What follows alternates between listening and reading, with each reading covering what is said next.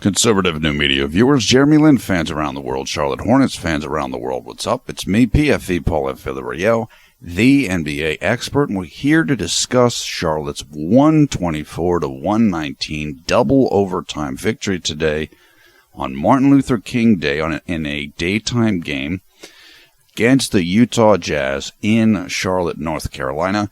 Hornets improved to 19-22. Jazz dropped to 18-23. So these two teams had the same record coming into today's game. And as Hornets fans know, Charlotte really needed to win this game badly. First, let's go over the statistics. Gordon Hayward led Utah 36 points, 5 rebounds, 9 assists. He had a terrific game. Rudy Gobert, 14 points, 14 rebounds. Trey Burke off the bench for Utah, 25 points.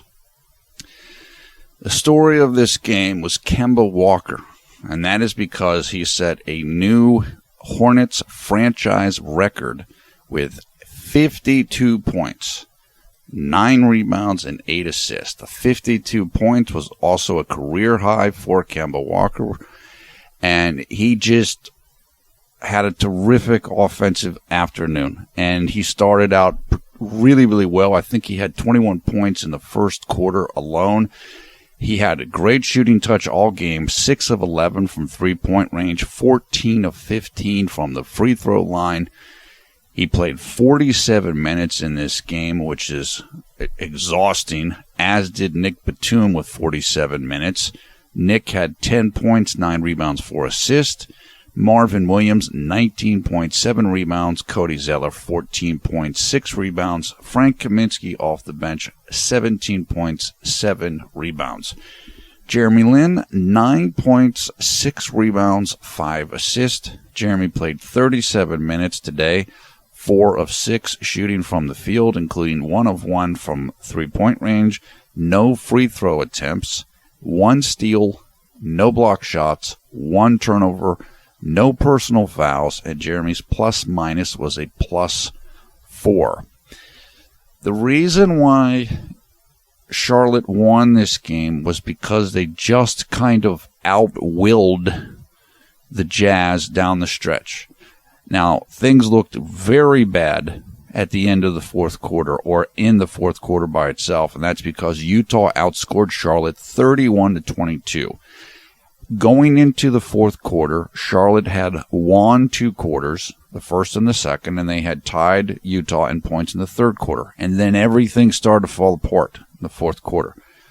And so as we went into the first overtime, Utah had the momentum. And I believe they scored the first 4 points of overtime, the first overtime. And it looked like it was going to be another one of those losses for Charlotte that we've really seen a lot of in the last 15 games or so. But they held it together, and they were able to just kind of hang in and tough it out in a game that they just kind of had to win. If they're going to truly make a playoff push, they really needed to win this game. And congratulations to them for doing it. And I will do the woo now. That's a loud noise, so we'll count down before we do it. 3, 2, 1. Woo! They just, like I said, Charlotte, they had to win this game. And they put everything on the line. Now, before I get into more about what Jeremy's game, let's talk about what Steve Clifford had to say before this game took place. Clifford said in pregame that there was not going to make changes to the starting lineup. There was some speculation that perhaps he would, but that did not happen. But that he wanted to take guys out of the game earlier, so kind of rest guys a little quicker in the game, and do the substitution patterns differently so that the team could play better defense, because they've really struggled with their defense in the last this difficult last 15 games or so. In watching the game, it looked as though Clifford did try to take guys out faster and had them play less minutes in a row. So even though guys played a good amount of minutes, and of course they did in a double overtime game, I think that Clifford's strategy actually worked pretty well. At least it worked for 3 quarters because the guys did seem fresher. And so he didn't really make a huge change in terms of who he played, although he did play Troy Daniels rather than Brian Roberts today with Jeremy Lamb being out. So there's a little alteration there. I think it was more about how many minutes guys were going to play in a row. I think that's what the main thing was. Even though Kemba did play the first 12 minutes of the game, my guess is that Clifford would have taken him out earlier, except that he was scoring the ball so well. So he just kept going with him to just let him ride the hot streak. Clifford also said before the game that we have not made progress this year. And in his post game from the previous contest, he said that the last 2 years and when he coached the team was able to make progress throughout the year. Now, he said one reason why that was probably the case, or he thought it could be the case this year, is because the team is battling injuries. 2 Al Jefferson, 2 Michael Kidd-Gilchrist.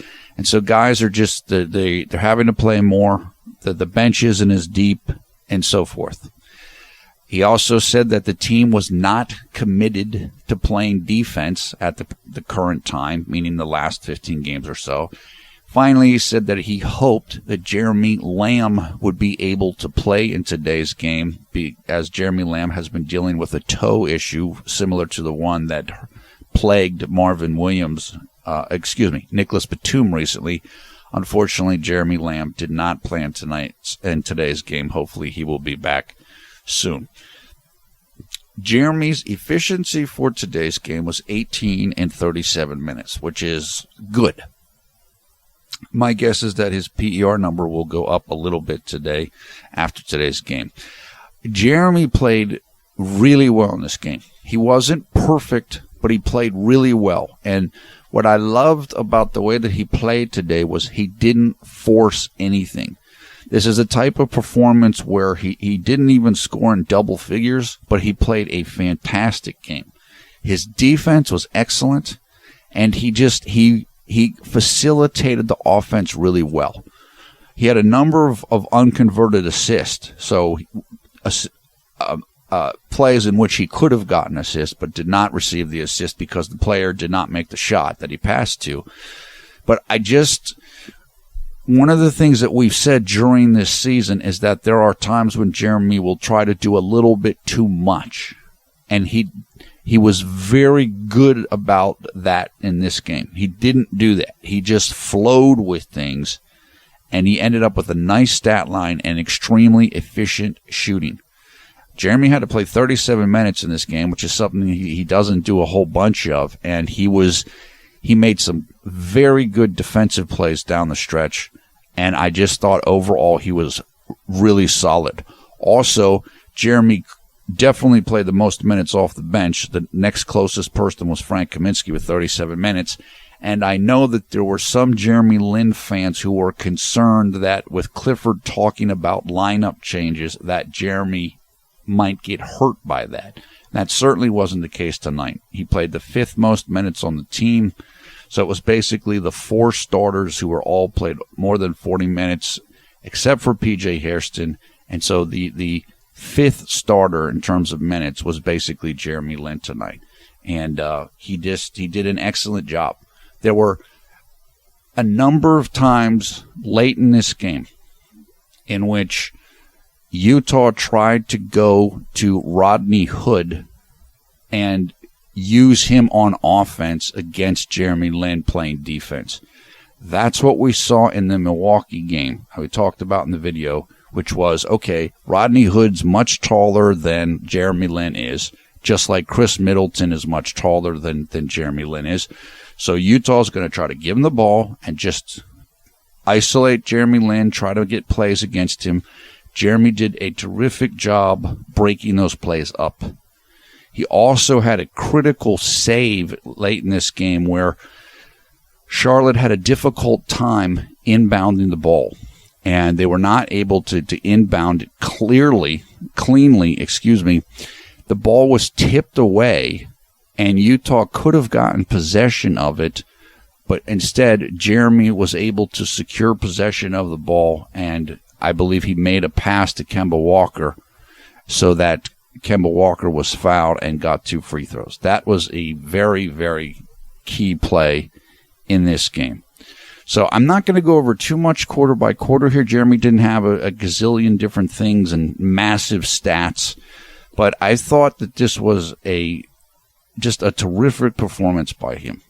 And it's, as I said on Twitter during the game, you don't have to score a lot of points to be efficient, and you don't have to score a lot of points to have a big impact on the game. And Jeremy had a large impact on this game. He really did.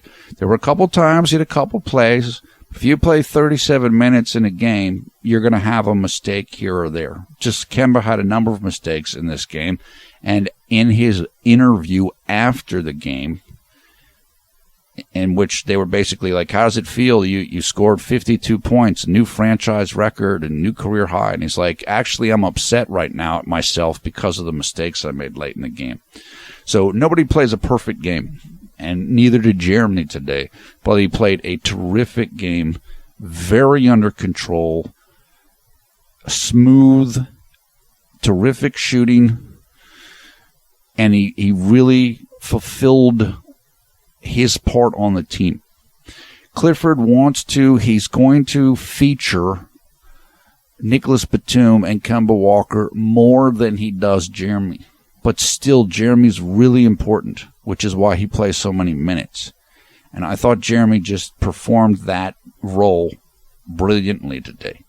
And another thing that's really good about this for Jeremy and his development as a player is that he's learning to play. He's learning to play shooting guard more, which is not something he's played more point guard in the NBA. And he's also learning things like how to work off the ball more, like how to cut and get to the basket when you don't have the ball in your hands. And he's also working in a system that's not really geared towards him. It's not geared towards him as one of the top options, and it's also not geared towards him with a ton of pick and roll. Charlotte does like to play pick and roll, and they do like to play with good spacing. Still, his position within the offense isn't heavy pick and roll. They still do it for him, but basically what it's making him do is become better at other facets of his game, which is what we saw in Los Angeles and we saw in other ways in Houston. These things are making JLin a better player. And so I'm actually really happy about that. And he's clearly improving. He's clearly improving. So overall, a terrific game, and the team still has a lot of work to do. They're still 3 games under 500, although in the East, they're not too far out of playoff positioning right now. I'll have to look here and see exactly how many games it is, although there are still many games to come today, so whatever I say will change before the day is over. Actually, yeah, they're 3 games out right now of the 8th seed in the East. And we are now exactly halfway through the season for Charlotte. So there's still plenty of time. They can still pull things together and get where they want to be. But they need to continue and build from this today. They need to build from this victory today. And they have to continue to play good defense. They have to find a way to get back to the type of defense that they were playing earlier in the season. Okay? So, as I said, it's a lot of people. Jeremy coming into this game, I think, had scored double figures in like 11 of the last 13 games. And again, if you just quickly look at the stats, it will seem like he didn't have much of an impact, but I think this is one of the better games he's played this season, honestly, all things considered. He was very important in this game, and he performed really, really well. So that's about it, without going into a whole bunch of details about the quarter by quarter and stuff. Like I said, this was more of Kemba's day, which, again, kudos to him. I'm very happy for him, but Jeremy will be overlooked by the common fan today, but he was very important to this win being had by the Charlotte Hornets. Now, the next game coming up is in 2 days from now, and it's going to be a tough game. And it's at Oklahoma City, Wednesday, January 20th, 2016, here on the East Coast of the United States, at 8 p.m. Eastern Time. That means the game will take place on Thursday, January 21st at 9 a.m. in the morning in Taipei, Taiwan, and throughout China. That's going to be a very difficult game to win, unfortunately. So Oklahoma City is one of the 4 best teams in the league, along with the San Antonio Spurs, the Golden State Warriors, and the Cleveland Cavaliers. They are extremely good on offense, and it's going to be a big test for the Hornets defense. It would be amazing if the team could get a win, but hopefully they'll at least be able to play well in that game and not fall too far from where they want to get to and where they want to be. So we'll see how that one plays out. Okay, that's it. I'm just going to keep it very simple today. I hope everybody in the United States in particular is having a great Martin Luther King holiday today. And I want to hear what other people have to say about today's game as well. Did you see it the way that I saw it? Thumbs up, thumbs down, your comments below. We want to thank Gary Chen of the Jeremy Only Lynn Garden fan group for the artwork you're looking at right now. You can find out more about Gary and the Jeremy Only Lynn Garden fan group by following the information on them in the video description below the video player. Also in the video description, we'll put information so you can check out highlights of this game. Finally, there we will put stuff so you can go and check out and join the Conservative New Media Facebook group and come and follow us on Twitter as well. Once again, I am PFE Paul F. Villarreal, the NBA expert. Thanks a lot for watching Conservative New Media. We strive to be the #1 Jeremy Lin YouTube fan channel. A critical win today. I'm just drained right now because this was such a tense game. They've had a couple of these games this year, and it's like, oh man, it's just like you just hoping the team can hang in and pull it out, and they were able to do that today. So the guys are going to be tired. They need to just get as much rest as they can before they head to Oklahoma City. But I was really happy with the resolve that the team showed, and I really liked the way that Jeremy Lin played today. And I like that he can just play in the flow. He doesn't have to be the main guy, and he can get, it's not saying that he shouldn't be the main guy, but now he's learning to be better and better when he's not the main guy and just kind of work within the system. And that's a critical element for him as his career and just his skill set continues to improve. So hope everyone is having a great night, great day, wherever you are around the world when you watch this video. Take care, and we'll talk to you in just a couple of days as the Charlotte Hornets take on the Oklahoma City Thunder in Oklahoma City, Oklahoma.